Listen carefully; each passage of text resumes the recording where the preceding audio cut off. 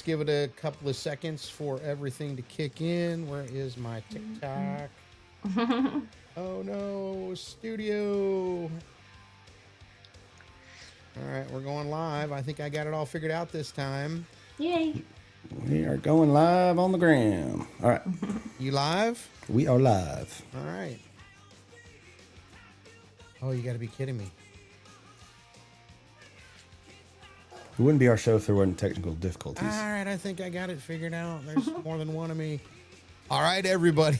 It's Wednesday, November the 26th, the night before Thanksgiving, and excuse the technical difficulties, but we're now live, and it is America's Outpost, live here tonight with my fellow host, the real Brett Lee, and our returning guest, Kyle Campbell.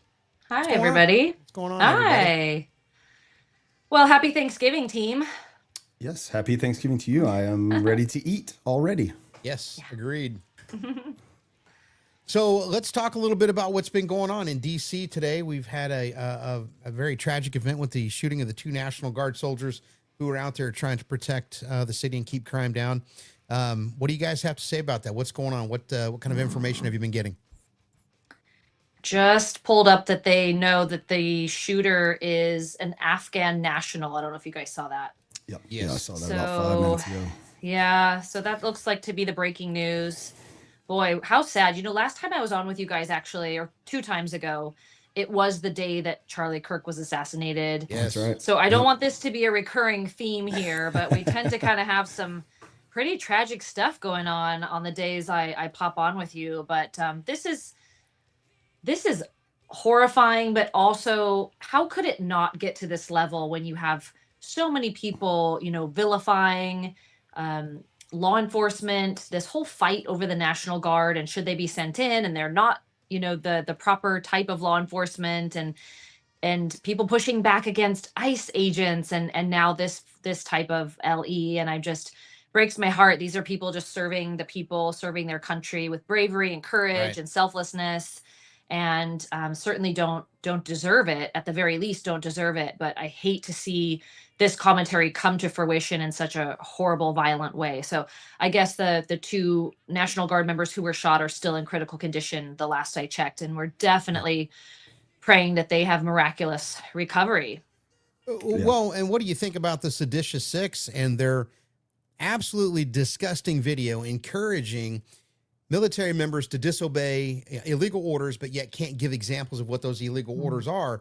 Do you think that kind of rhetoric could stir somebody to go out and do something stupid like that? I mean, Absolutely. I mean, that in combination with how they keep framing the National Guard in these cities as the Gestapo and all, you know, they're just rounding random people up and they're coming in to take over your city. I mean, you push that rhetoric for long enough, then yeah, something's going to happen like this. So I mean, I'm surprised that it happened today, but I'm not surprised at the same time. And it's just sad that we've gotten to this level. Yeah, that was really disturbing to see those 6 lawmakers come out and make that statement as if they were privy to some information that, you know, the American public wasn't. When Right. pressed, of course, they can't tell you what orders are being illegally sent down the chain of command within the military, but members of our military know what their chain of command is. They know who's in charge.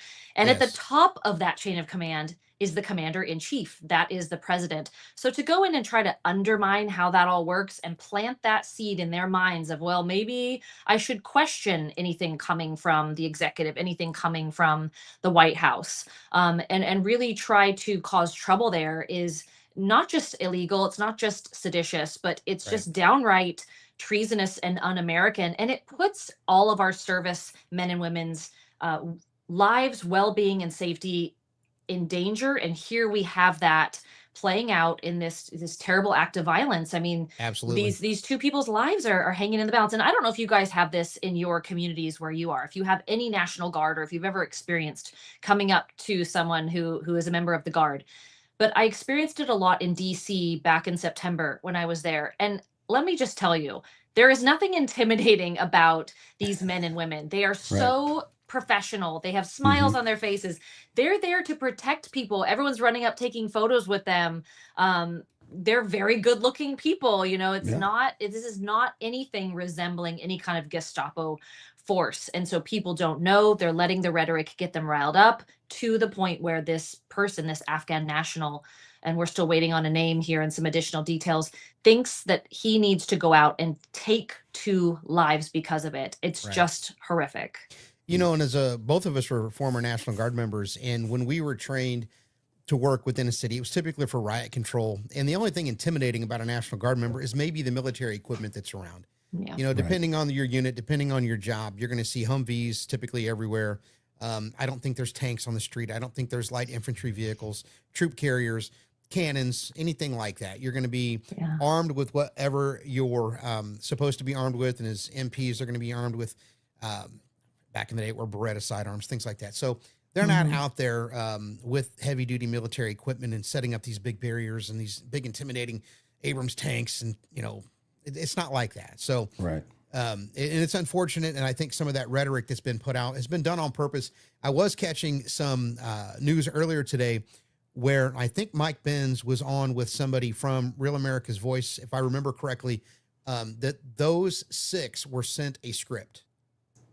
Yeah, I mean, most of these rhetoric type things are scripted. I mean, you can tell if you follow it long enough and who's saying what from the get-go. It's all scripted. So, you know, where did that come from is my question. Who is the one pushing that out?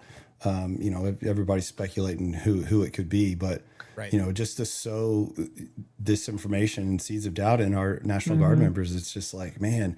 And then for the timing of it is what really got me. It's like, there was no reason for them to, if there was nothing illegal happening, no illegal orders given, there was no reason for them to make that statement other than to try to incite disinformation or sow seeds of doubt within these guardsmen or military members. So and if you've been a part of military, you know, from day one, chain of command is paramount. You know, that is drilled into you every single day. And then for them to put it in your head to start questioning your commander in chief and then make you start going, well, wait, did he give me an illegal order? You know, that kind of thing without just all of that, just type of disinformation and just sowing seeds of doubt within these guys. It's just, it is killing me to see that they would do it just for scoring political points or to, you know, go after Trump. And it's just, well, they're sweating bullets now, right? Oh, I mean, they came out, they said it, they couldn't defend the comments, they couldn't answer any detailed questions.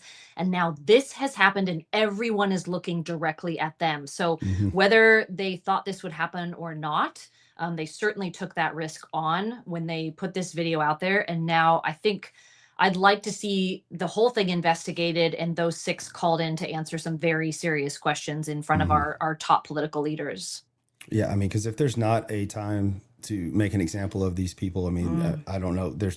There's no other way that they should be able to get away with this. I mean, it's absolutely by the definition of sedition. I mean, it is clear cut in my eyes. So, but then for them to try to, hey, what's up, buddy? For them to try to walk it back and be like, no, we were just trying to let them know, you know, if something, you know, it's like, guys, you can't put that toothpaste back in the tube. Guys. I'm sorry, you can't do it. No. And you guys will know this, but a lot of people are saying, well, we shouldn't have the additional National Guardsmen out. You know, Trump has dispatched 500 to DC, which I think is the absolute right response. So people are saying, hey, they're not trained. They're not trained like, you know, DC police. They're not trained the same way as police officers. So that's the wrong move. What do you guys think about that? In my personal opinion, I think it's the right move just for the sake of show of force and a reaction to be like, look, we're not messing around. We take this seriously. But just the show of force alone, I think would be enough. You know, what you could argue whether they're trained on that or not. But in my opinion, it's the right move. I agree. There's no reason why those troops should not be on the street, especially in the nation's capital, where you can't guarantee the safety and security and the well-run operation of that city when we've got the entire fate of our country centralized right there.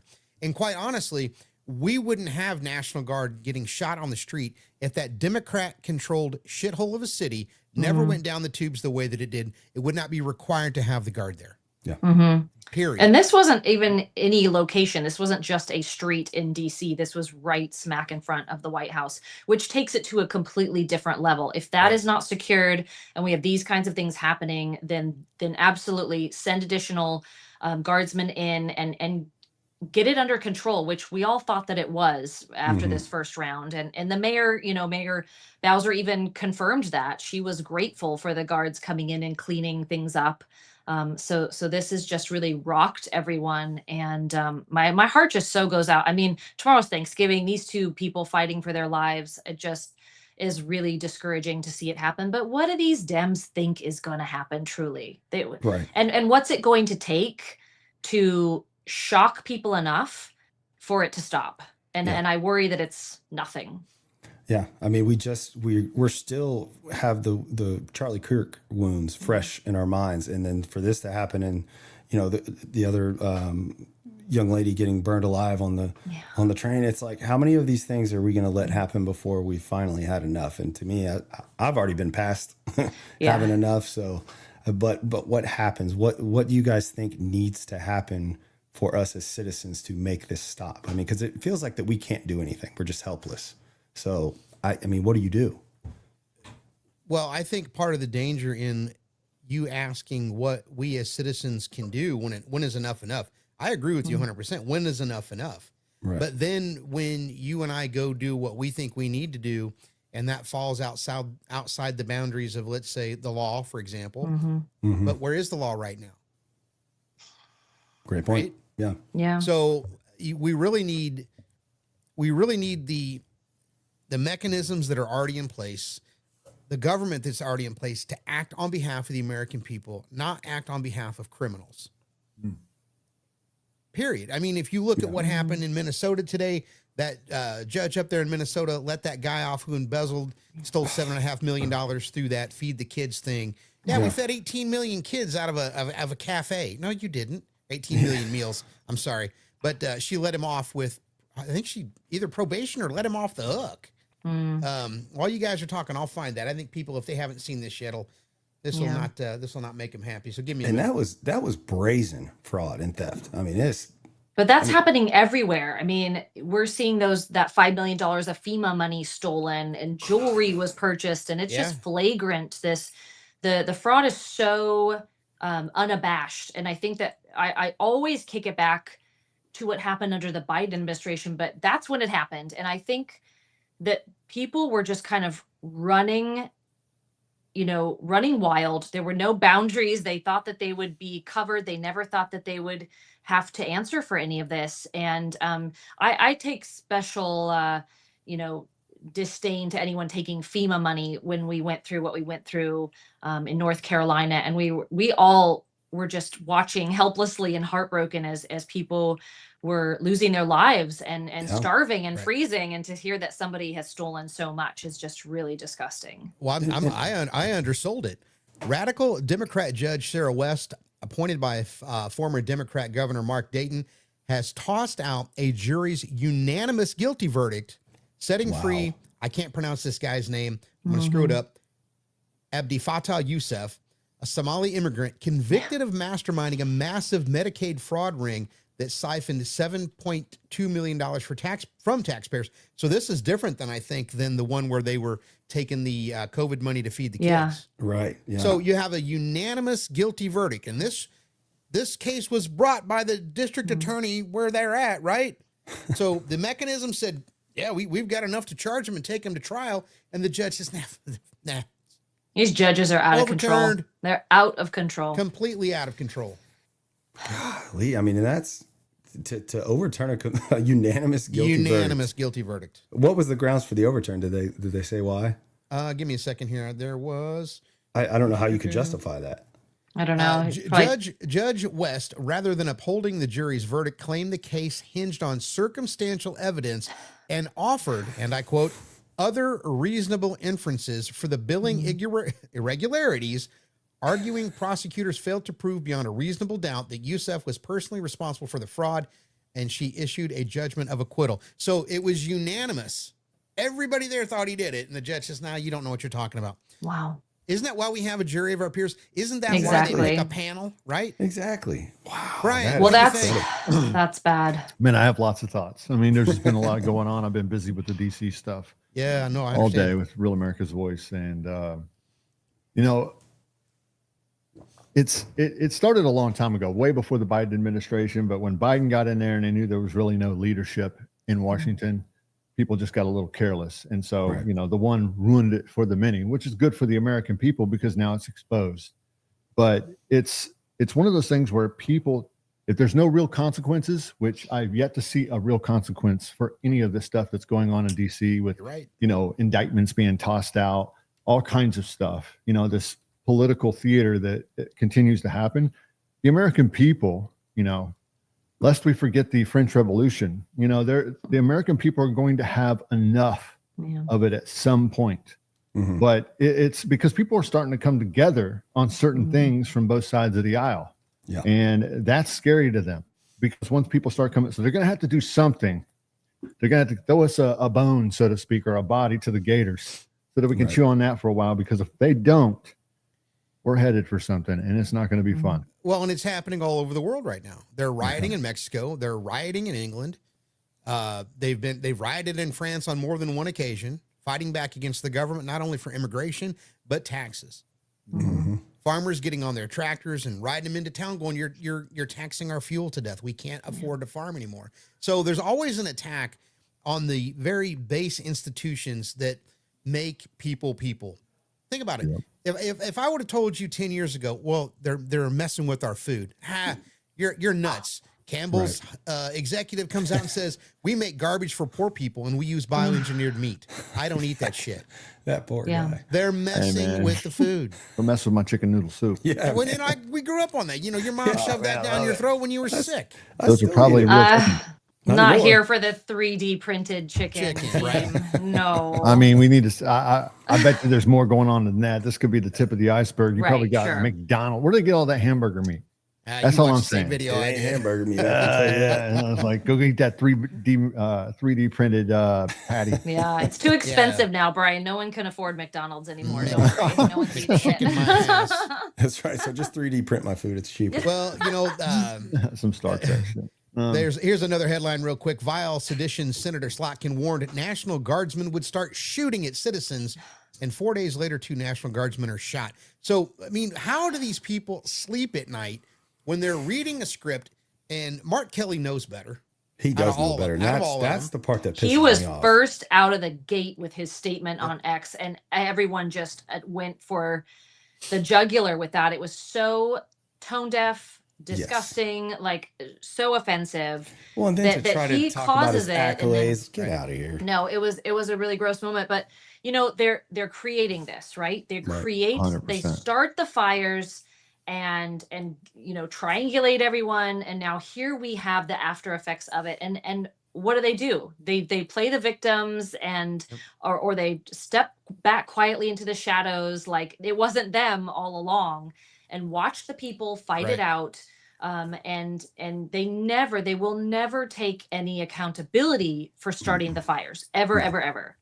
No. And I don't know what's going to have to happen. We might not have anything that is that big kind of catalyst to get us through this other than the people having enough. And I think that happened last year, right? The people had enough and went out to the polls and voted in Donald Trump to come save us.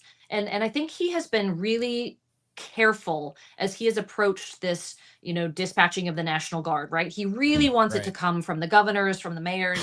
and if you look over, where you are, Chicago, you look at Atlanta, some of these places, LA, Portland, they're not going to do it. And I think that we are getting to the place where they're going to call him the dictator anyway. They're going to make the accusations. Give these local law enforcement agencies some backup temporarily, send the guard, get it back on track, and then back them away, because otherwise it's just going to keep creeping down this violent direction, and people are just going to continue dying. And apparently we're unaffected by that. Right. And they keep saying, here's my thing. Well, dang, dude, I totally lost my train of thought. I don't know what my thing is, man. It's been just so much today. Sometimes that's your thing, Brian. 10 minutes late to the podcast, but it's to the point where, I mean, obviously we don't have the resources that we need for our law enforcement at all. I mean, it's just, our communities are underserved. I'd rather have strong law enforcement, mind your business, do your thing, respect the peace officer, and go about your day, then have little to no police officer presence, and everybody, you see what happens when the teacher's out of the classroom. And exactly. A lot of people are saying that we're in the fourth turning, a fourth turning type of event. And just for people who don't know what the fourth turning is according to the Strauss-Howe generational theory, is a reoccurring era of major crisis and upheaval that marks the end of an approximately 80 to 100 year cycle. And how it applies for what's going on today. Hey, if my Google does not stop messing up on me, I'm going to drop kick this sucker. According to the theory, America's society is currently in a fourth turning that began around 2008. Good Lord. Yeah.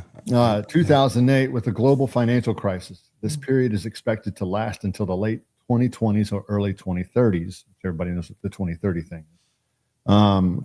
There's this political polarization and distrust, economic instability, global conflicts, a need for collective action.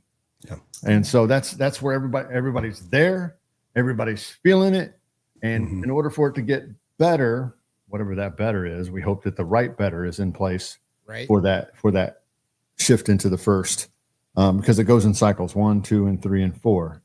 It's going to be, I hope it's not what does it say? Cataclysmic. Cataclysmic. And, no, that's a really good point. I don't know if you guys ever listened to Victor Davis Hanson. He's just one of our most brilliant, minds, and he's such a treasure.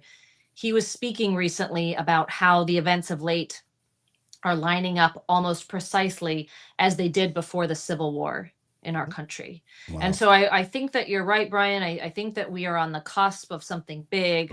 I don't know what that's going to look like. But right now, what is driving it is violence. And then either the kind of insolent silence response or justification that it is okay for some people to lose their lives. Right. Well, you have it surrounded. We've been very fortunate in America because we've been kind of insulated from this political violence at large. Now, we've had it, don't get me wrong, we had assassinations, all kinds of stuff. We know the history. However, most of that's come from tinfoil hat, internal stuff. But across the world, they live in constant political violence every single day. And when the last bastion of freedom is starting to experience, you're at a tipping point. Exactly. Bottom line.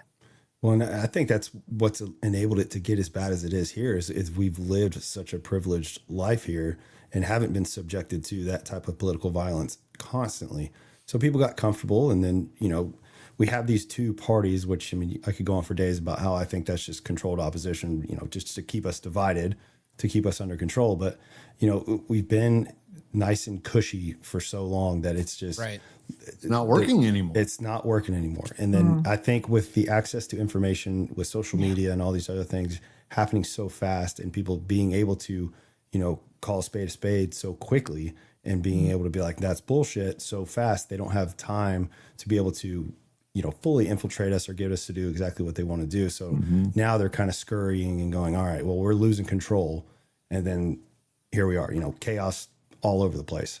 So, and nobody's held accountable. Exactly. And then to your point, Brian, I think it's if we are experiencing this type of stuff the rest of the world is experiencing, being the last bastion of freedom, it's not looking good. So we gotta turn something around. Maybe a first turning from the fourth turning. That's the only thing that I can think of, because I'm telling you, the direction, it's really crazy when you see all the events that are happening. Obviously, we're seeing, a pipeline of information coming from our social media, primarily X, Reddit, and all the ones that, break news first and stuff. But it has an effect on the American psyche, when we're seeing it pumped into our brains all the time. We're hearing this and the opposition. It has to break. There's a breaking point. And I think the turning point literally was the Charlie Kirk assassination. Yeah. Now we're headed for the breaking. Yeah. Well, too, if you think about the current makeup of our nation is completely shifted, right? And so how interesting that this shooter is an Afghan national. And I think that is now a problem that people have not wanted to address directly. It's uncomfortable. Nobody wants to be called racist or, not supportive of these immigrants coming in, but we really have to start having some very serious and direct questions and conversations about these people who have gotten themselves into this country. The deportations take forever. They are happening. They've gotten, I think, 2 million out.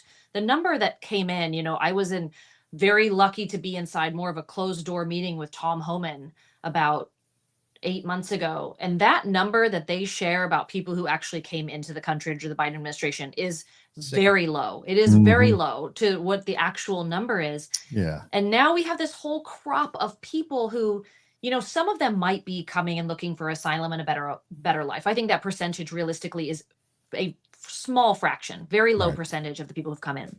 But they come in and they bring their culture in. They don't come to assimilate. They don't have any patriotism or love or appreciation for this country, for our Constitution, for our laws.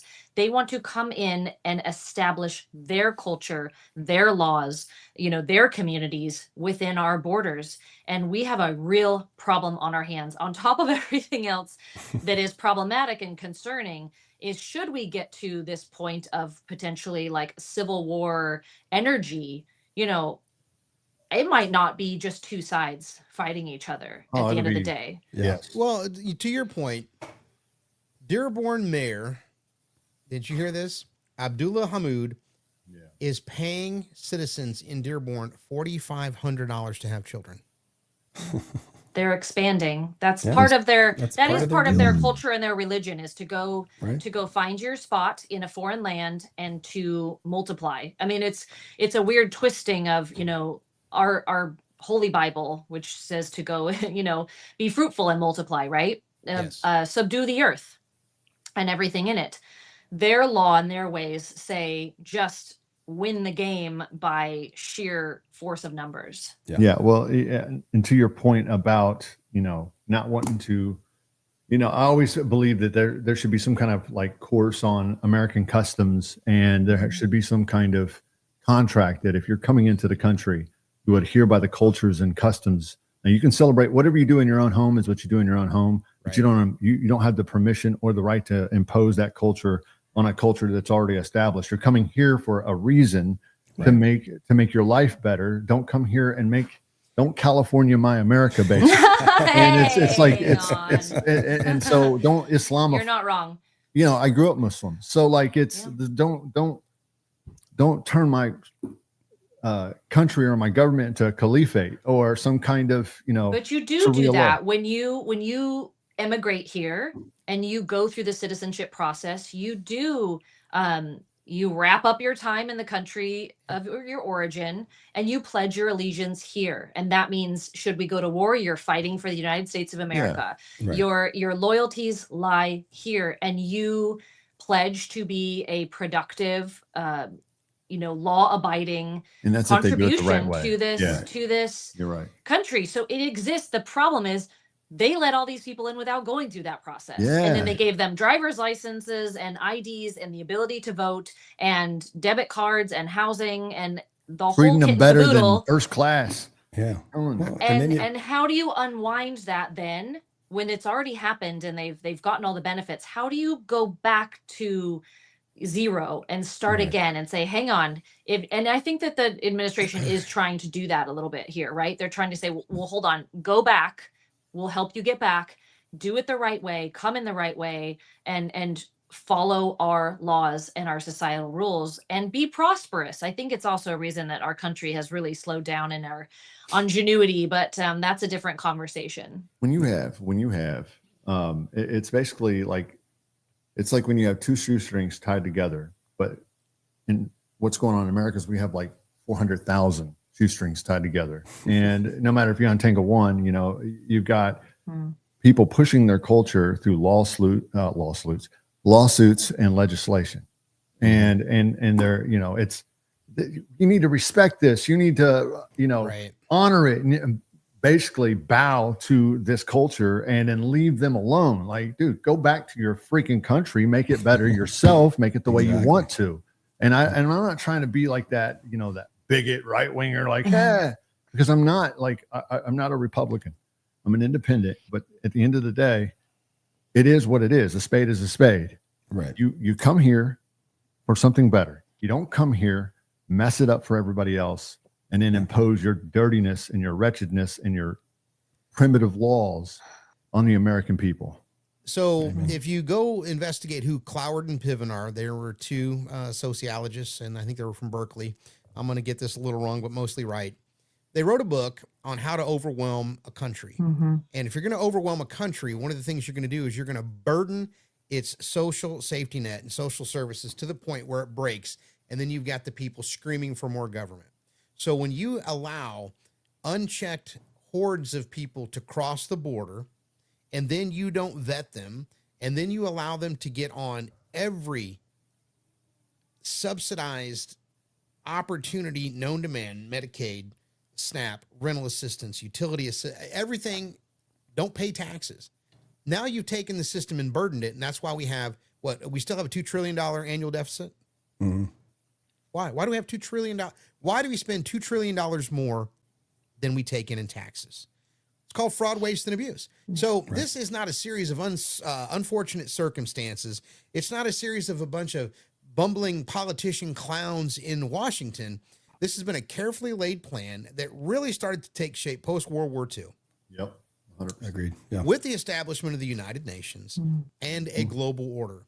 And for the longest time, if you were to talk like we're talking here tonight, you were called a tinfoil. Where's your tinfoil hat, Brian? By the way, I know, bro. I thought about that earlier, but I guess DC took it over today. Yeah, you were called a tinfoil hat wearing conspiracy theorist forever and ever and ever. But all the things that have been said by Alex Jones for the last 25 or 30 years, if anybody knows who he is, 99% of it's come true. People have had to come out and go, "We thought you were crazy." I used to listen to the guy for the Comedy Factor. He's out of he's off his rocker. Yeah. There ain't no way, right? He's correct. So what's happening to us is we're being torn down from the inside out.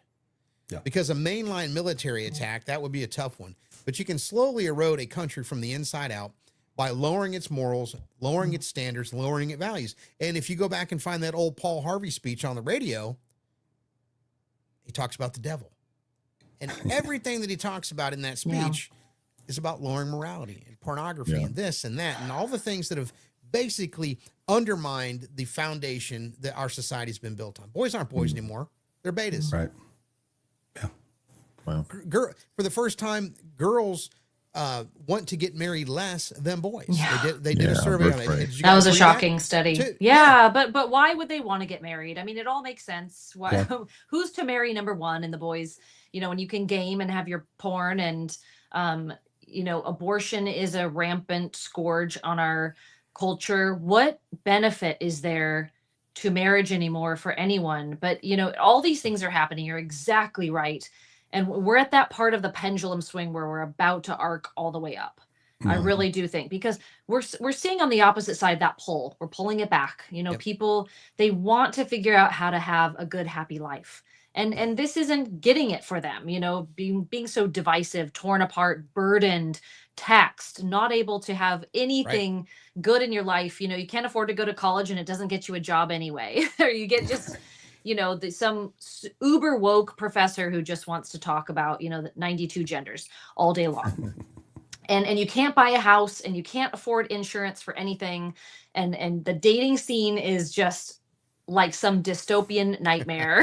You can't tell what one of the two genders anyone is anymore. And it's just, we're really struggling through this, but I have hope. I have hope when I see that the data in the UK is showing that, they have less numbers of people who are going through the transitioning process. I see when people are fighting back over there, and we tend to be right on the heels of what's happening in the UK. I have hope that there are people emerging who are figuring out how to have that good life and live a clean, healthy, faithful, true, honest, good life. And we're going to get there, but that doesn't mean everybody's going to get there. So again, we still have that delta there. And when you starve the psychological machine of the very thing that it needs, which is money, when you starve the machine of money, it can no longer function. And when it cannot go out there and produce propaganda and ram it down everyone's throat, that's why you're starting to see things slow down. Mm-hmm. Look at all the money that USAID got that they pumped into American media. Yeah. Guess who didn't get his contract renewed? Howard Stern. Weird. Yeah. You know, the 9-figure radio guy. Yeah. Now, I would like to believe it's because they weren't getting subsidies to Sirius XM to pay him his ungodly salary and his very unpopular message. For the longest time, that guy was great to listen to. He ran a great show. He's a good interviewer, but when his left-wing politics came out, they came out so hard, turned off a lot of people. And then when the USAID money got shut off, things started to change. Well, then for him, I think specifically in a lot of the left wing, it's the propaganda, you're able to recognize it a lot easier now because it's people are calling it out more. People are just not presenting it well enough to actually pull the wool over people's eyes.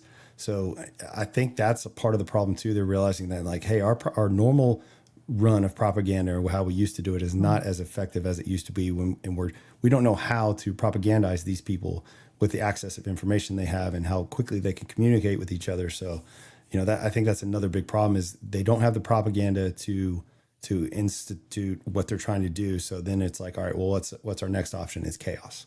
Yeah. Because then when they cause chaos, then they can start controlling us and do what they want to do. So it's such a multi-pronged attack. Yeah. Bingo. And then when they can't get us through the media machine, they try to prop up X accounts in other parts of the world, which Wow. all of that, wild. right? And That try to is run wild. division. I knew something was going on. I was like, why is this so noisy? I can't, you go to X because you must, but at the same time, you just feel dirty once you leave it. Yeah. For me, at least. X is quick. And Yeah. people like it because if you need to know the latest and you want breaking news, you go there. Right. Yeah. But You this never is feel good coming out so of it. fascinating that it was happening. No, it's true. And you're a little unsatisfied. It's fascinating it's happening there because we knew it was really happening with TikTok, right? Like TikTok has been it's so infiltrated and tainted from the start. I mean, you could read it like a language. I always would say like reading the comments on social media is like its own language and you can tell when it's genuine and when it's not. X, it was a little harder for people to figure out. And I think that we had an abundance of trust in Elon Musk that, hey, he's a free speech warrior and this is gonna, things like this aren't going to slip through the cracks. And I'm so disappointed. Did anyone working there ever say, hey, hang on a minute. All these foreign accounts are starting and they're all the same and they're cranking a bunch of content and they have a bunch of follows. No, but no one caught this. Yeah. And they're still trying to do it. They're trying to run, like putting out these pieces, about the rift between Donald Trump and Susie Wiles, which is not true. The rift between Kash Patel and Donald Trump, which is not true. Right. And, and then it goes so on and so forth. I don't know about the A.G. Bondi one, but I assume that's probably right up there with the rest of them, just trying to show destabilization. And they just don't give a shit, dude. MS Now saying the Doge dissolved, they just put this shit out and they don't care, bro. They're just like, yeah, we're going to put it out and see how many people run with it. And they just sit back, eat their popcorn and laugh at the conservatives losing their minds. Wow. Right. It's crazy. They don't care. They just don't care. And the American people are going to stop caring too. We already see the left does that really well. They just don't care about anything. Well, everybody that doesn't agree with them and, and cut them off from the land of the living. And, I'm starting to see some of that, the makings of that in the conservative movement. And I'm like, dude, the main thing is the main thing. It's like church. Yeah, somebody goes to a Lutheran, somebody goes to Methodist, somebody goes to a Baptist. Jesus Christ is the main thing. And we stick to that. If we can stick to the main thing, we'll be okay. Yeah. There for a second, I was just like, good Lord, what is going on with these folks? Well, for people on the right, it's like, how many times can we be frustrated for being let down for something that we trusted in? It's at some point we're going to be like, all right, I've been let down so many times with my coalition on the right, then I guess what I don't trust anybody anymore. These X accounts that were huge right-wing accounts, you ended up in, God knows where. So it's like, well, now I can't trust them to give me what I thought was people on my side. So, I mean, the frustration level is through the roof right now. And you can really tell, I know I can tell in my comments and stuff when I'm posting stuff. So I just don't know where we go from here. Well, I think that what you guys are doing is so important. What we're all trying to do is give people what's real. and allow them these different media outlets to rely on, right? Because discernment is everything right now.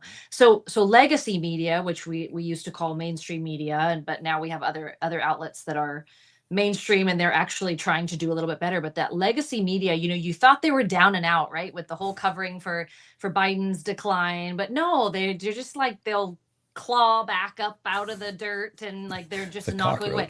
They'll reconfigure, right? And just change a couple things, bring a couple new people in. Somebody takes the fall and gets fired, and they're just going to keep on trucking. And it's hard to not listen to them. And it can be difficult, especially when you have your major outlet, Fox News, who's constantly clipping and showing CNN and MS Now and, AP and whatever. And so people have got to be tougher now more than ever. You have to be discerning about what you're listening to and what you're reading. But we've just gotten shaken again. And so hang on. I love what you guys are doing here. Keep doing it. We get the opportunity to dig in and see what's actually real. And you know what? It's okay to say, like, we don't have this information. We're not sure.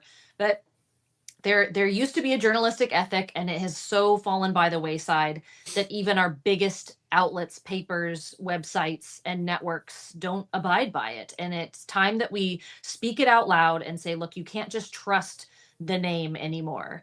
You have to know for sure and find out for yourself. And in a lot of cases, use your gut. Yeah. They're going to tell you, don't believe your lying eyes. Well, that's just gaslighting you. If you see it and it's there, it means that it happened. And I tell people all the time, just because the news media will not report on something does not mean it did not happen. Yeah. And just because they did report something doesn't mean it's true. Right. And you really have a very small segment of the population that their message gets magnified so big because they are the controllers of the information, the media. Thank God we've got the internet, right? But they're the ones that control it all. So they send it out into the masses, and it's easy to rattle everyone's cage. We're all a little rattled today with those 2 guard members being shot. And what we probably knew within 5 minutes of them being shot, the first reports came out because someone was there with a phone, right? I mean, almost everyone's the media these days. But use your gut. Believe your eyes when you see it. And when you know someone's lying to you, don't doubt yourself. Go do the research. There's enough out there where you can figure out whether it's the truth or not. And we've become complacent and lazy as here in the United States just because we've been able to. So we've got good times make soft men make bad times make hard men make men, on and on. So to your point about the fourth turning, Brian, that's where we're at. And is that page, when we turn it, is it going to be bad the next chapter or not? And that's what's going to happen. My dad always says, well, how's this going to go down? I said, I don't know, but it's going to go down one way or the other. Count on that. And how we come out on the other side is yet to be determined.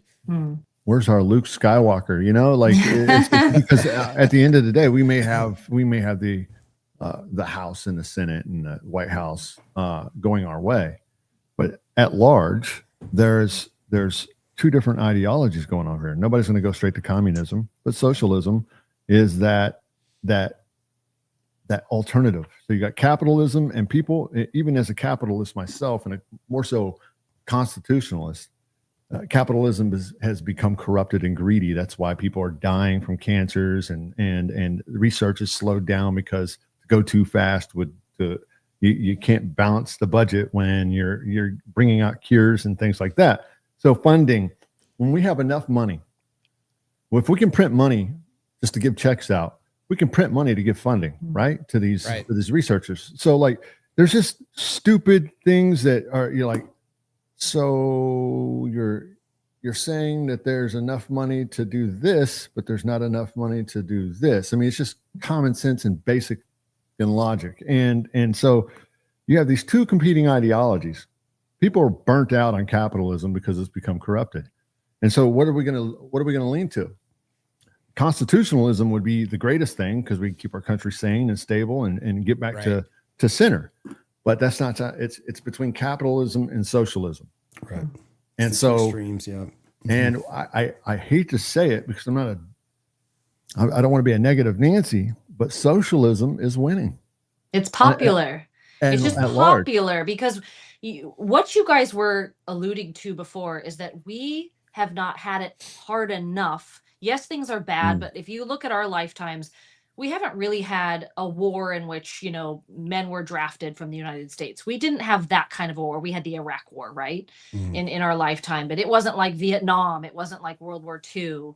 These younger generations now are being brought up in an educational system that is not helping them understand what we're preserving and what we're fighting for.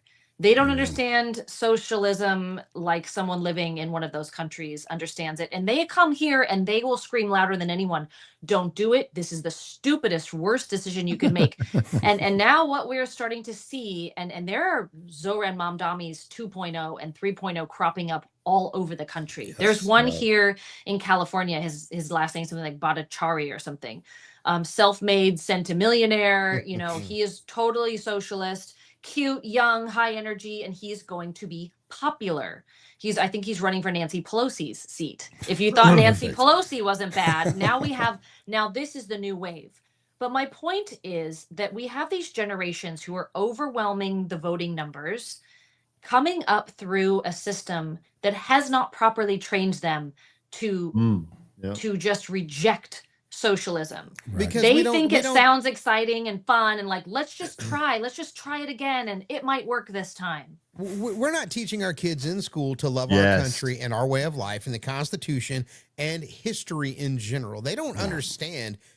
Go ask most kids who was the first president of the United States. I love those street interviews where the kids are just like, they don't even, to your point, it's Aaron, really sad.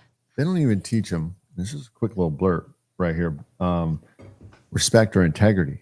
Now it boils down to the parents, schools, but society. And I agree with you 100%. So when you take and wreck the American way of life in the system and devalue the dollar and force two parents into working, all of a sudden the stress level goes up. School doesn't become so much of a place to educate your children so much as it becomes a daycare, tax-funded daycare. Just childcare.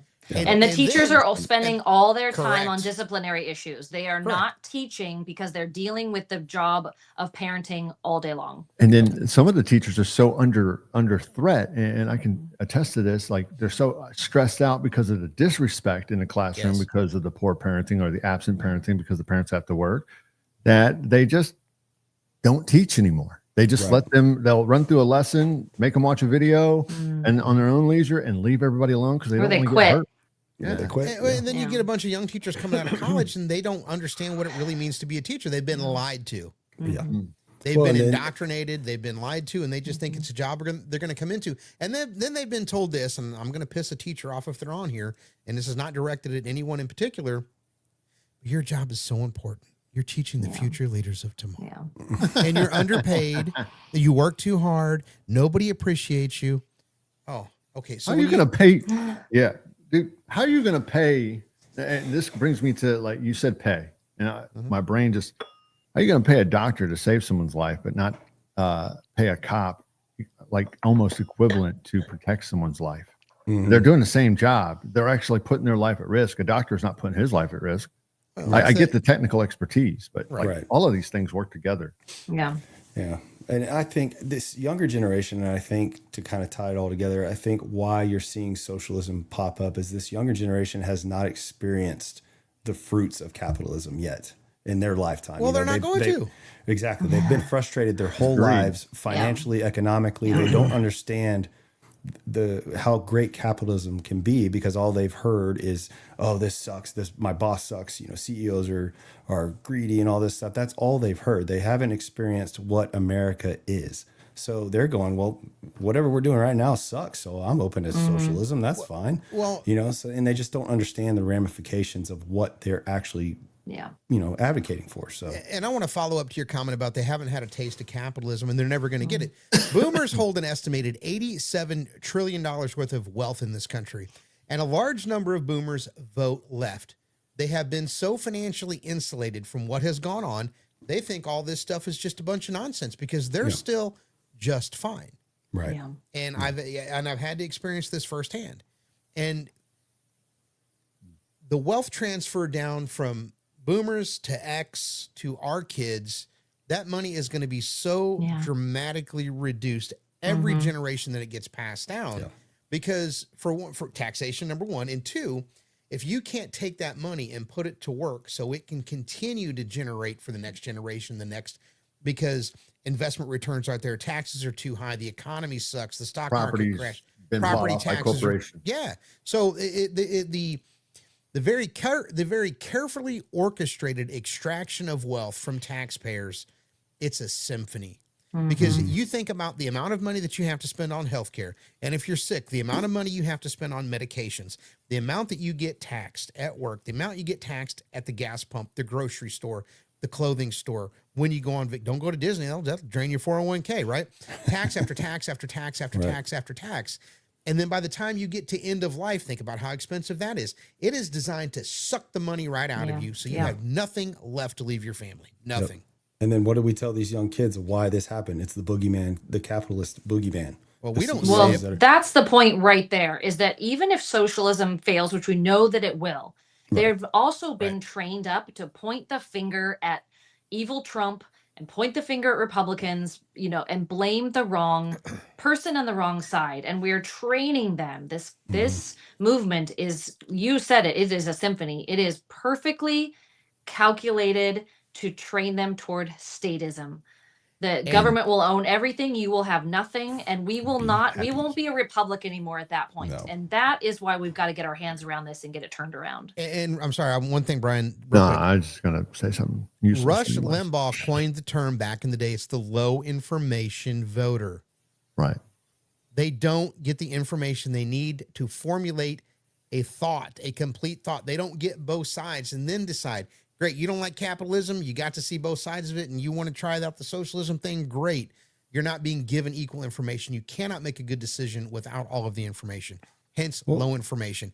And you take and emotionally whipsaw people back and forth, and you beat them up, and eventually they're defeated, and I hate this, and I hate that, and I hate Trump, and I hate capitalists, and I hate Whitey, and I hate on and on and on and on. I mean, it just never stops.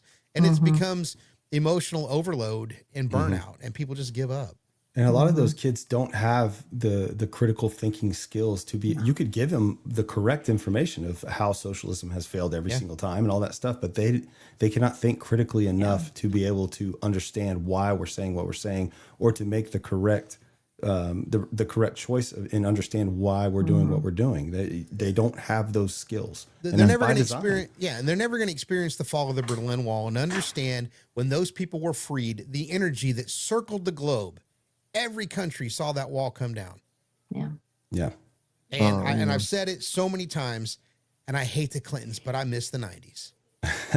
Aww. Well, think about it. I mean, your Clinton Democrats are today's extreme right-wing Republicans. Oh, for sure. Yeah. Which is my point. I mean, Bill Clinton was a hell of a politician. He's a snake in the grass, just like his wife is.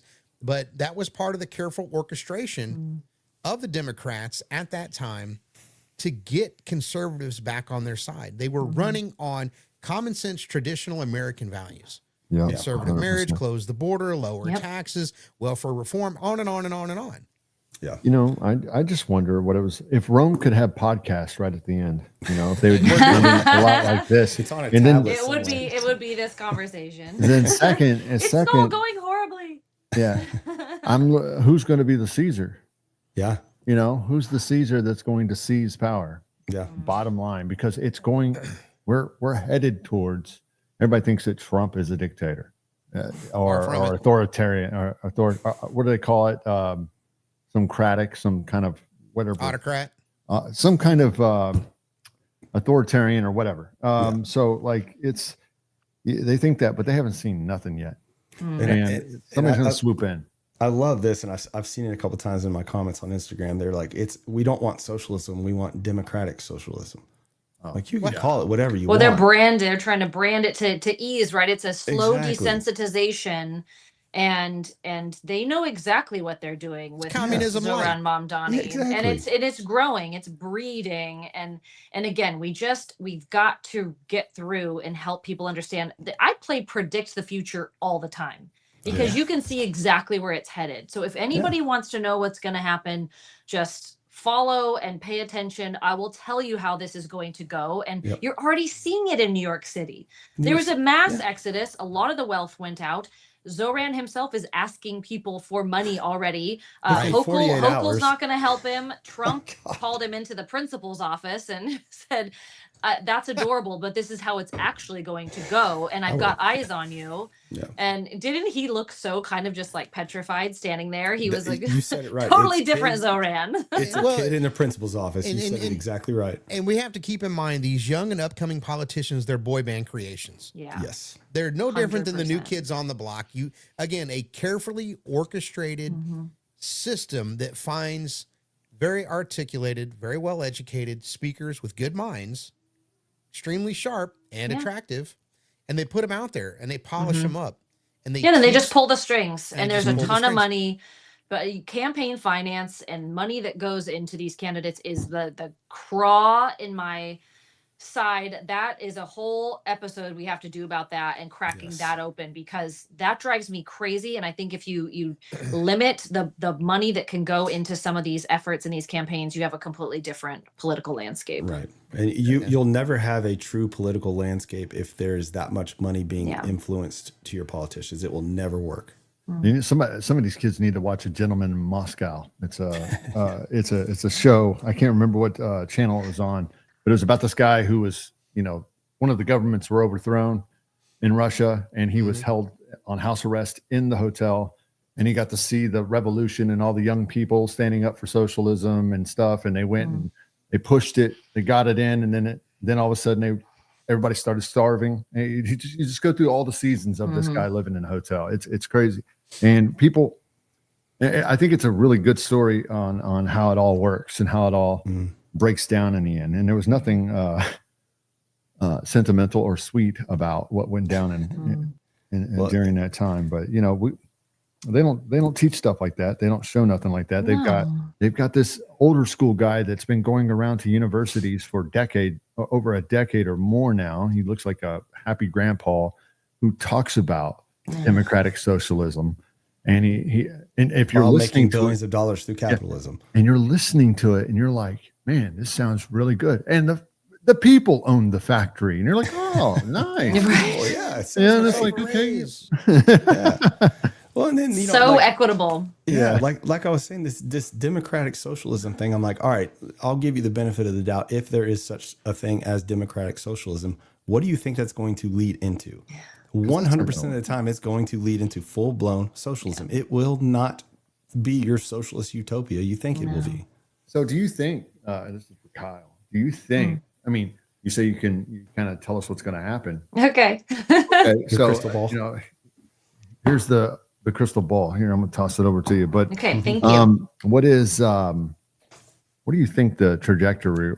Where do you think we'll be in 10 years, given the current climate politically? What will the landscape? Nationally? Like? Nationally. I don't know that it will actually come to a head within a decade. I think this is going to roll out more slowly, because think about, and the reason is because we only have a president who can serve this last 4-year term. If Trump was starting fresh and he had 8 years, I think a lot of things would come to a head sooner. So I think midterms, because of the redistricting drama and what a mess that is. God. I do think that we might, and people messing around like MTG, I'm not happy about that. I think that we are really at high risk of losing the House, and then everything just screeches to a halt, right? So nothing happens. The gears stop grinding. Trump is slowed from doing anything else. I think we'll see a Newsom-Vance matchup for 28. I think Vance will squeak it out. He will try to get the gears rolling again. It will be slow. He'll be hindered. It's just going to go this way. It's going to be like moving through sludge, right? Walking through quicksand. And in the meantime, we are going to have to see more of this violence, more of this pushback, a deterioration of credibility and trust and positive feelings toward law enforcement. We're going to see these riots and then the pushback, and it's going to be groaning for a long time, like these birthing pains, right? It's going to take a long time. I don't think that it will come to a head in 10. I think it might be, if Vance serves for 8, I think we'll see it maybe toward that election. What would that be, 32? Wow. So not quite when I'm first lady. I'm going to run for first lady in 36. I'll be your campaign manager. Independent position. I'll do your social. Thank you. Yeah, I'd like to be on the cabinet. Why don't we run this over another 15, 20 minutes if you're all okay with it? This has been a pretty good discussion. Yeah. Couple of things I picked up on a Mike Ben's interview this morning. You know, since you took Elon out of Doge, the urgency with which we were doing that job was being done has slowed down dramatically, and they've somewhat decentralized, but they're still going through and looking at the departments and, you know, posting on a weekly basis the savings that Doge is up to. But if you take the leader of that out of the equation, things slow down, and now we have to concentrate on the midterms. No one's worried about going through line items and canceling contracts at the same speed as they were before. I firmly believe there's $1 trillion worth of fraud, waste, and abuse, if not more, in that system. And if we had the right mechanism and people in place to just go haywire the next 4 years, that could be found. But that's not what we've got going on. So when we lose that momentum, that's a problem, because then some of that money can escape the system and go back to do the things that it was doing before. And number two, the boogeyman. There's always a boogeyman out there. And if you look post-World War II, the Soviets were the boogeymen. And then you get into the 80s and 90s and the fall of the Berlin Wall, the terrorists became the boogeyman. Just think about the movies that were made. That will tell you the messaging that they've got going on. So after the fall of the Soviet Union and Red Dawn, or fall of the wall. Love Red Dawn. And then all of a sudden the Chuck Norris movies come in and they're going over there and getting the airplane. Go ahead, Brian. The new boogeyman. Oh no, I'm not done yet, but I want to hear the new boogeyman. But when you used to be able to geographically locate the boogeyman on a globe, and then they beat that horse to death, it became the invisible boogeyman. And if you look at the different instances of the bird flu and SARS that made it through the news in the 2000s, they were then laying the groundwork for the invisible boogeyman no one can see, and then they released the boogeyman right with COVID. And just to see what the hell they could do to us. I bet we can make these people stay in the house. Tinfoil hat. Brian. They did it through chemtrails and door swabs. So where's your hat? But and I'm gonna have that hat. I will have me a hat made of tinfoil.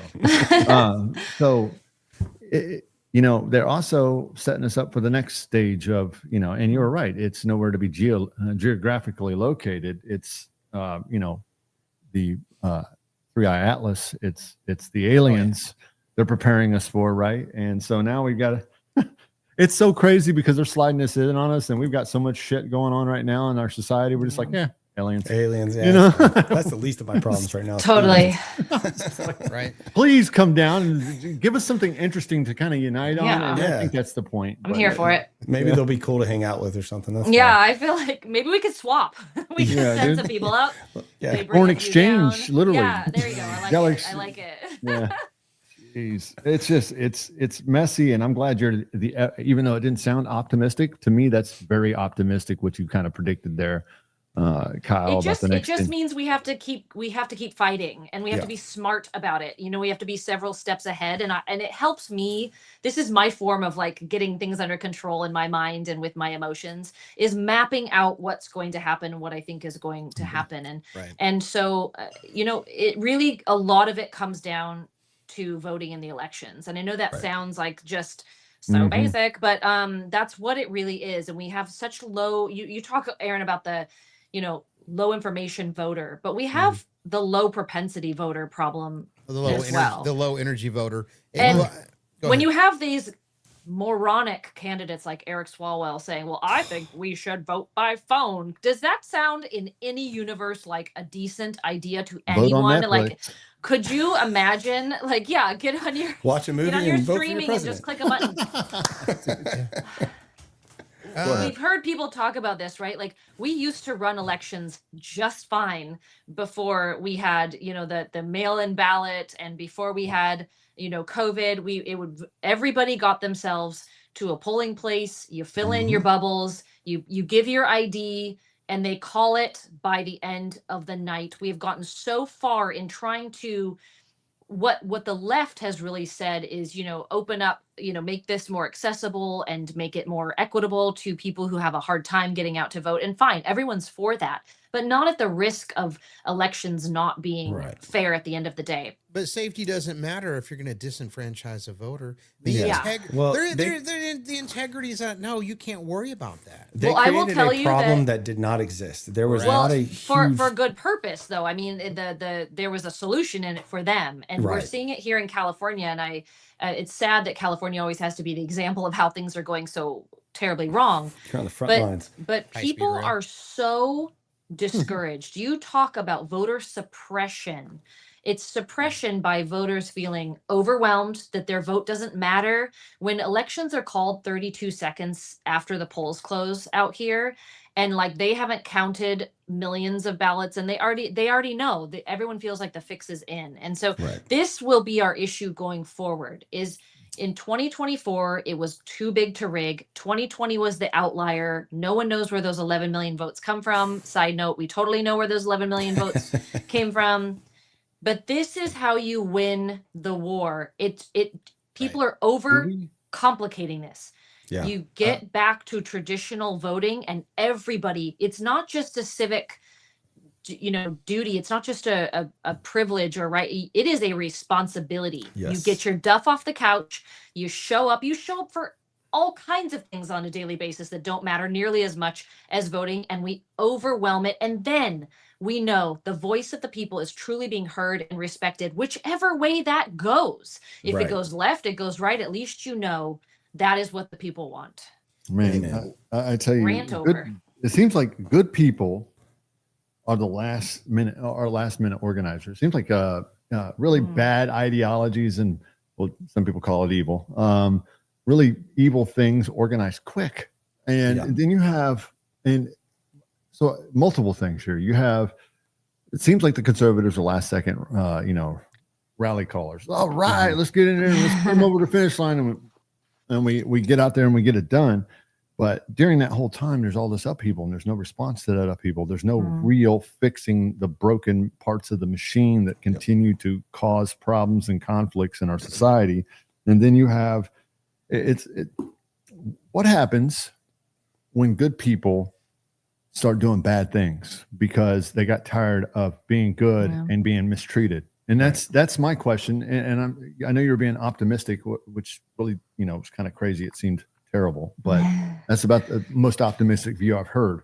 And so what happens when people have had enough? And given the fact that they feel like that their vote doesn't matter anymore, what happens when good people say, you know what, if they can't handle it, let's take matters into our own hands. Yeah. Let's start stringing people up. It's well, crazy. then we have revolution. Yeah. And then we have the other side's equivalent of these riots that you see, the violent riots where people are completely unrestrained. They already have the weapons. They have the rage. They just need to give themselves the allowance. Many on the left have already done it. Look at what these people are doing, crashing their vehicles into ICE vehicles, throwing bricks through windows, blowing stupid whistles. Like, okay, that's but you can so only dumb. Be bullied so much. It's true, but when the other side you're definitely asking the right questions, Brian. When the other side gives themselves that allowance to say, fine, let's fight fire with fire. Let's go. It's on. That's going to be a powerful force that these little blue-haired soy boy, man bun wearing crop pant, avocado toast eating sesame seeds, regulars. Listen, Kappa, freaking mocha choca, whatever. And they have not thought this through. Is that woman who threw a drink on the back of that big bulky cop the other day, and he just ran her down and cuffed her. They are so fully unprepared for any kind of response because they haven't been used to having one. Yeah. And so I think if there was a big, strong response, I think it would be overwhelming.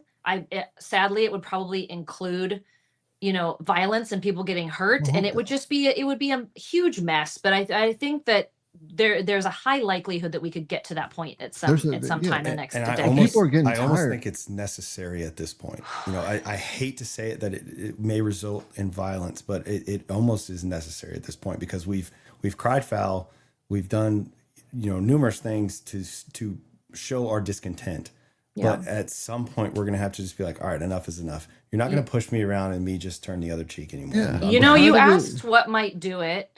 And I'm thinking, I always look to the UK, because again, what happens there tends to happen here a few years later. About 10, yep. And what pushed it over for them, in part, not completely, but in part, was those rape gangs. I think if that starts happening in some of these communities here, where already being covered. Men are, I know that it is already happening. We have such a terrible trafficking problem. They're already doing it. They view sex differently than we do, and physical protections, privacy, all of it differently. I think if that starts to take hold and we're seeing more of that, I think you're going to see a lot of dads with weapons take matters into his own hands. Maybe some moms too, some big brothers. You know, I think if that really caught any momentum here in the United States, we would see a pushback like you've never seen before. And obviously we had like the Lake and Riley, that murder was a nightmare, but if you start seeing it happen more and more, and it's getting on a roll, I do think that could be a tipping point for us here. And I think just in sheer numbers, you know, the left is mostly, I would say, women. We'll just put it for, you know, the loud ones are the women. Mm-hmm. If you have a lot of things like, you know, the rape gangs and stuff happening to them, then they're going to start pumping the brakes and go, wait a minute. Yeah. All right, now it's happening to us. So now we can start crying foul. And so that's when you might have the upheaval that you're thinking. You've got a Molotov cocktail of all kinds of crazy ingredients going on with the immigration, the lack of respect for American culture or society. You've got, can I trust the political system? Mm-hmm. You've got news hitting you at 1,000,000 miles an hour so fast. And then you've got people now infiltrating the media space, even on a lower level, just to throw us off and throw a wrench in the gears. And it's not about violence. It's about enough is enough. And so when I was asking that question, it's like, okay, when the good old boys, you know, like black, white, whoever they are, show up in force and say, dude, not in my town. Mm-hmm. Right. And they start dragging people to the edge of the streets, to the edge of town, and kicking them out, and on their duff, as you say. And so you get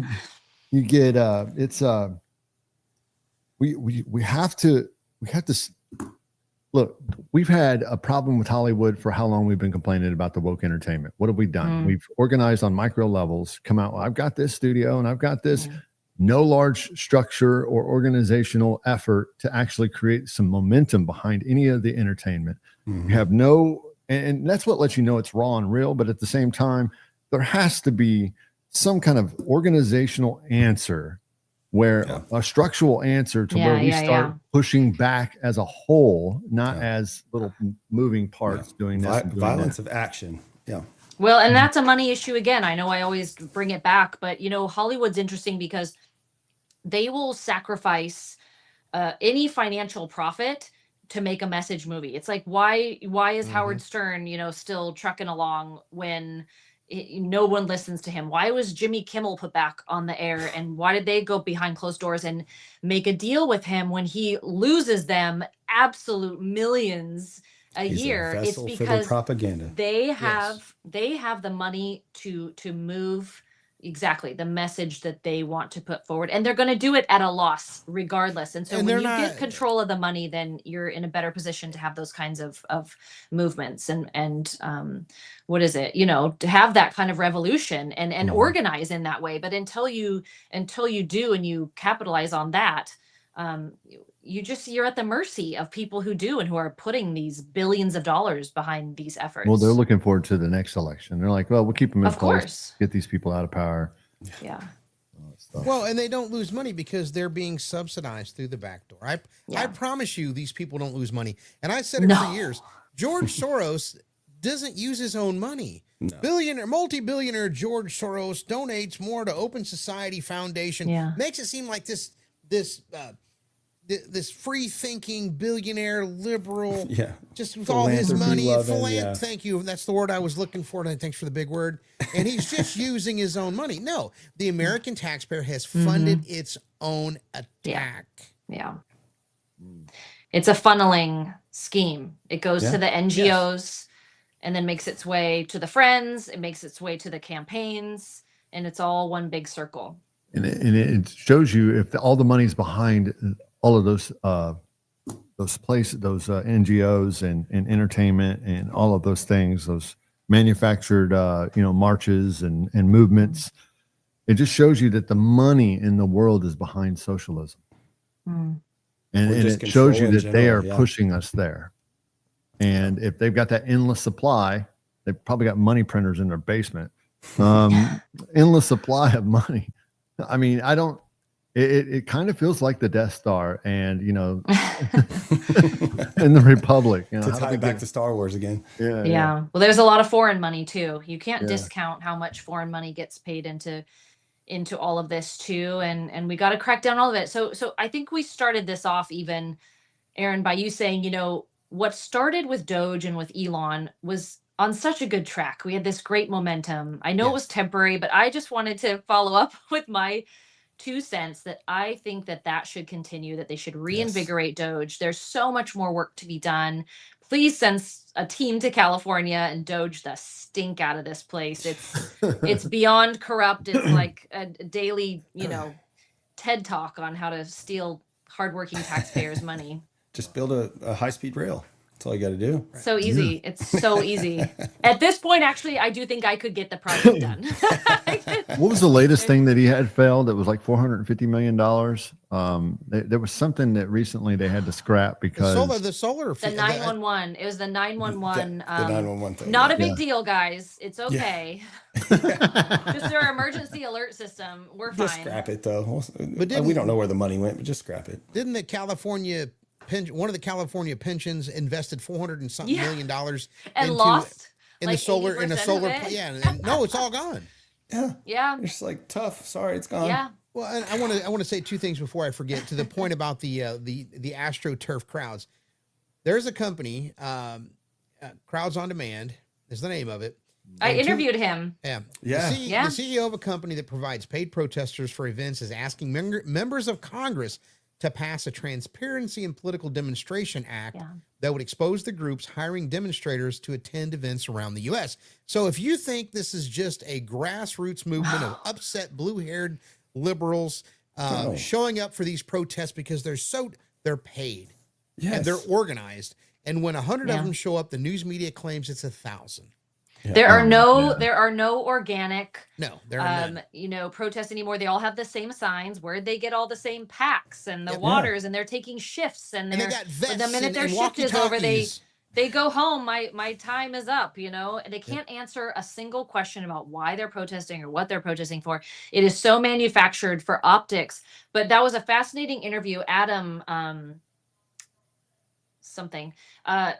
really interesting concept about how he, moves crowds of people just purely for the optics of it. And it works. And now it's getting exposed a lot more. He allegedly, turned down some $20 million offer to have an anti-Trump protest. I have a hard time. I asked him about it. I have a hard time believing that you would turn down 20 million for that. But it's really good that it is coming to the forefront. And I'm all for free speech. I'm definitely pro free speech, but I'm also very pro transparency and the American public having the ability to know and be told what's right and what's real and what's true. And that's where, again, this AI comes in. And it's, for as much fun as it is seeing these videos of, Newsom getting pooped on from the air and all this fun stuff. It gets old though, right? It's a problem. It's a problem too, because you can't tell what's real and what's not at the end of the day. And people will take, AI generated propaganda as truth and roll with it. And so again, it all comes back to we've got to turn our brains on. We've got to do better and be super discerning. And you see the comments on some of the AI videos. It's like especially with the Jake Paul when he came out as gay, when Sora was people really thought that was true. So it's I'll scary. Have my parents send me videos. Can you believe this? I'm like, I know. we got some work to do. Can I ask you guys? I know we're trying to wrap probably soon, but Yes. I've just been absolutely dying to ask everyone this whole hour and 20 minutes. Do you believe Candace Owens' claims that the French government hired an assassin? I really want your true, honest Here's thoughts on that. where I'm at on it. Okay, so I followed it. Her initial claim, I was like, I mean, she's got so many details. She's either a very good con artist or it's legitimate. But today, when Brandon Tatum, who has been critical of her, yes, came out and was like, I believe her, she's legit. When he said that, I was like, okay, you know, I'm I don't want to say 100% Team Candace, but I am very right leaning Team Candace right now. So yeah, I mean, it's crazy either way. I think the White House even like reached out to her and she sent some of her documentation to intelligence agencies and the White House. And what she said, it was interesting how she phrased it. She said they confirmed receipt of it. And I think that people are taking that to think that they are corroborating, but I'm not sure they have officially said like if it's legit or not. It sounds like maybe they have. I'm a little fuzzy on that detail. Yeah, I think they were I think she was wording it as they confirmed that they received her information is how I interpreted it. But I don't know. Yeah, but see, that's such I think it's ambiguous or something like that. Like they leave it open-ended so much that, you know, you're like, oh, what is it? What to make of it? And as far as like my take on Candace Owens, you know, I'm not allowed to have an official public opinion, but you know, it's interesting. And I don't find it fascinating. I find it messed up because it does cause a lot of problems. You know, you got Tatum. People are expending bandwidth on something that could or could not be true, regardless of whether it's with the assassination thing or with other things that she's talking about, which I can't talk about. And so it's crazy. So my biggest thing is I just don't see why somebody would hinge their entire career on something as controversial as this. You know, if she is who she says she is, and the information that she has is real, then absolutely go with it. But there's no reason why I think she would continue this lie if she didn't have some kind of real hard evidence behind it. And she's proven she has receipts on a lot of stuff before. So I have no reason not to trust her at this point. Yeah. Well, French intelligence agencies are some of the top notch around the world. And we all know governments do bad things. And she has certainly put the Macrons right in her crosshairs for a long time, making some rather salacious claims, which it's kind of funny, Still right? Have not been disproven. Still hasn't been disproven yet, right? Be careful what we say. Right. Didn't they say that they were going to offer up proof that Brigitte Macron was a biological female, and then that just died away. So we didn't see it. So interesting. Kyle? Wow, dude. I've been really quiet about Candace Owens, even though that's probably the request that I get more than anything is make a video about Candace Owens. Do you believe her? Do you think that she's legitimate? What do you think? I am with most people who really liked her in the early days. In fact, when she did the expose on the Macrons, I listened to every second of it, and I thought that she made an excellent case. Very detailed. It did seem legitimate. However, since Charlie Kirk's assassination, it does seem like she has been really hit or miss, and it has felt attention seeking. And so when this initial story came out a few days ago that she was saying, you know, someone's plotting to assassinate me, it almost kind of felt like she was like, well, I want to be, you know, I want to have a threat of assassination against me too. And I didn't like that feeling that she was just trying to get that same attention that, you know, Charlie and Erica Kirk are getting. But my theory, at the end of the day, my theory about Candace Owens is that she's like a broken clock. She is going to have a ton of stuff thrown out there, and she's going to be right every now and again. And I think maybe, I'm not sure, but I'm highly interested to see if this is legitimate. It does seem like it has some credibility to it. And it comes to the end, it comes right at the end of all the stuff about Charlie Kirk and everything. It's not the end, you know, all of this stuff that's been going on. And then all of a sudden, bam, here's this thing. Now we're all focused on her safety and well-being. And it's like, oh, what's going on here? And now it just kind of, I hadn't even thought I mean, for a second there, I didn't think she was going to, I know she talks about other things, but there for a second, I was just like, all you heard about was the whole assassination thing. And it just got so much that I was just like, you know, everybody was weighing in on Candace Owens. I was just like, oh, I just can't. I got it became unplug. pop culture, you know, the pop culture thing really took hold of it. And that's kind of, I think, what catapulted it into everybody's feeds, so to speak. But I don't know what she may be like the Alex Jones of our times, you know. She with 10 years down the road we'd be like, see, Candace was right this whole time. Yeah, turning dude, the frogs gay. He literally was right about 9/11 before it even happened. He literally predicted it. I want to give her the benefit of the doubt, but she's I think we all do. She's going to have to really start producing some kind of and we evidence. Want her to be safe, you know, obviously absolutely. We want her to Absolutely. be safe, and other conservatives or anyone speaking politically or putting themselves out there, we don't want anyone to shy away from speaking what they believe to be true because of this concern. And so I don't want her to be fomenting, you know, concern over this when it's not accurate. But we wish her safety and good health in all ways. And Absolutely. but I'm gonna be waiting to see those receipts, you know, when they I want to know. And boy, I do those think will the be some Macrons receipts. are big old weirdos, though. They are. That whole situation's weird. Trey weird. I don't know. Well, Aaron? Well, what do I think? Yeah. I think there's some truth in her statements. But we're not going to know until it comes out in the wash. I mean, like I said earlier, you know, the French are very good at what they do, and it comes to espionage and things like that. And she put those guys squarely in the crosshairs, like I said. Mm-hmm. So is it outside the realm of possibilities? They're like, we can't get her to shut up, kill her.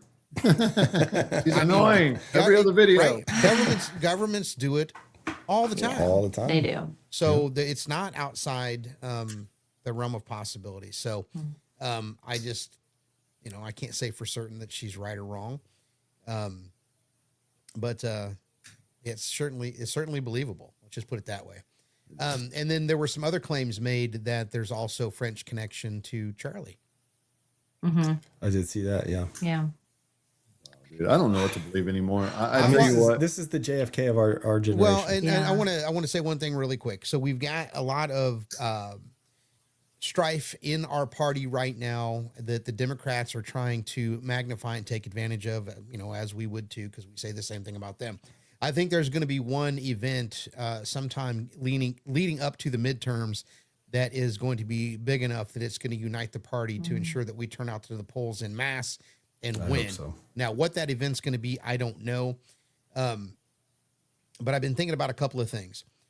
One, right now, everybody is still feeling the economic pressure of a dollar that doesn't buy shit and inflation. Inflation has started to moderate and come down, but that just means the pace that prices go up have slowed.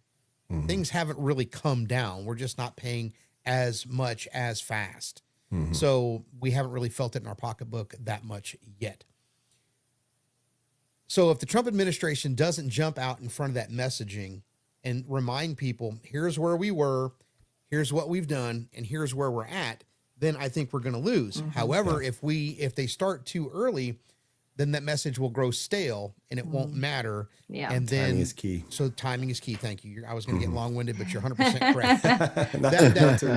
Not to shorten you up, but no, but you're right. So the timing is key. So the messaging has to come out at the right time in the run up to the midterms. And I think there will be some sort of event that will be galvanizing that will bring us out in mass. And we have to get the last of the silent majority off their ass into the polls. Yeah. And it'll 100% be economic driven again. Yes, that was what got him into office. They're going to try to use it against him. I mean, I'm shocked they haven't tried to impeach him in the last 5 minutes. I mean, usually that's the go-to. Where are the impeachers? They're probably busy being called in front of the Senate hearing committees for all the corruption and fraud that took place over the last 5 years. And it's tough to do, but I think a key message that he could come out with is reiterating where we would be had he not been in office. Oh yeah. You know, I mean, God, can you imagine if Kamala was president right now?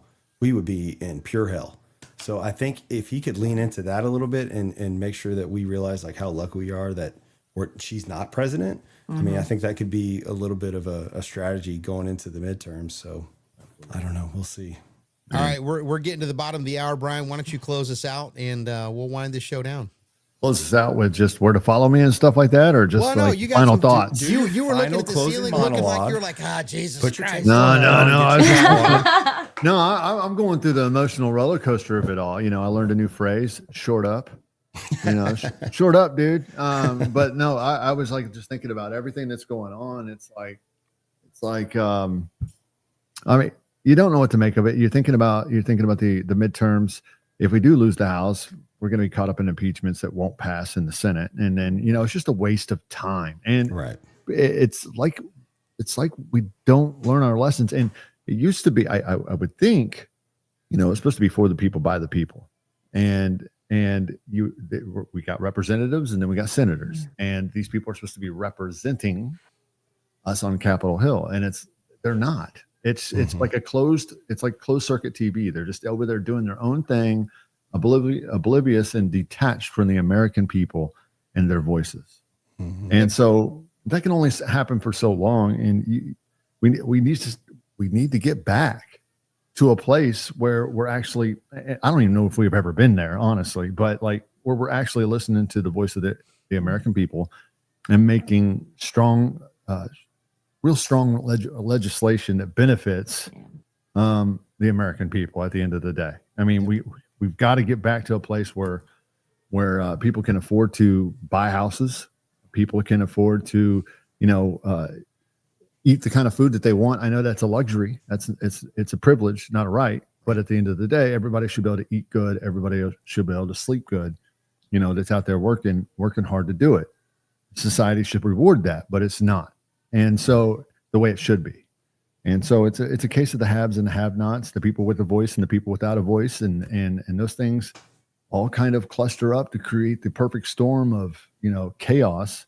And so I'm hoping, like you said, Aaron, that we get to a place before the midterms where we can get back to what's important, right? And get everybody back on the same page, keep the momentum, or at least get it back to where it was going, and actually meet the American people in their living room, basically. Yeah. When it comes to how we're living, how we're doing, and things like that. I mean, you've seen the uproar, the upheaval on the Epstein case. Trump heard it. He responded. Yeah. Even at first, when he was pushing back, it was a tug of war, but he listened. And so we need more of that when it comes to the things that matter to the American people, and which is the kitchen table, right? The refrigerator, the electric bill, the water bill, and the mortgage. So those things are the things I think are important, and I think that we should get there somehow, some way. I agree. I think that's a great closing statement here. So, all right, everybody, it's 8:31. We want to thank you all for watching America's Outpost. And I'd like to thank our special guest here tonight, Kyle Campbell. You can find her at Politically Basic and at Kyle Campbell. At Being Kyle Campbell. At Being Kyle Campbell. Thank you. It's a job, let me tell you. You do a good job. So, folks, you, if you haven't had a chance to follow her on the socials, please do. Same thing with Brian Lane and the real Brett Lee at Doge Official.